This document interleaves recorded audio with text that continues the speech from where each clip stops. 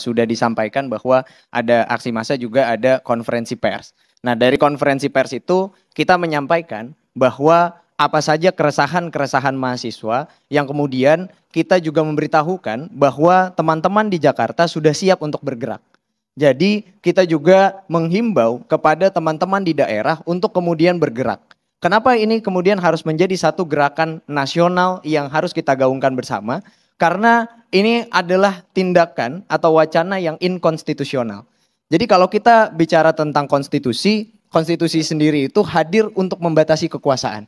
Gitu. Jadi kekuasaan kemudian dibatasi oleh konstitusi yang seharusnya tidak boleh dielak oleh dalih apapun.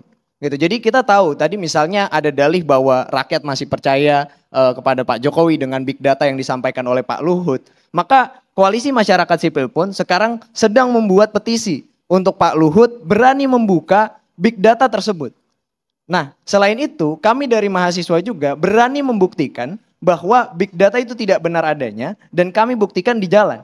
Artinya Anda punya data mengenai hal ini? Kami punya data mahasiswa yang mendukung dan menolak penundaan pemilu. Gitu. Jadi kita sama-sama mendukung gerakan ini atas dasar bahwa kita akan patuh betul terhadap konstitusi. Lalu yang kedua misalnya, kita melihat juga kalau misalnya ada penundaan pemilu di sini, kita melihat ada potensi absolute power dari pemerintah. Kita tahu bahwa power stands to corrupt, absolute power corrupt absolutely. Jadi saat ada absolute power dari pemerintah, tentu pemerintah tersebut pasti korup.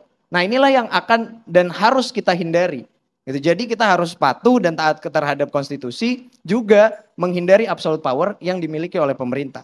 Lalu yang ketiga, yang ingin saya sampaikan juga, bahwa dalih dari pemerintah juga adalah tentang pandemi COVID-19.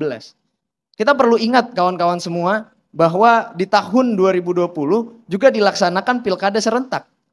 Yang dimana di situ ada 2 keluarga dari Pak Joko Widodo yang berkontestasi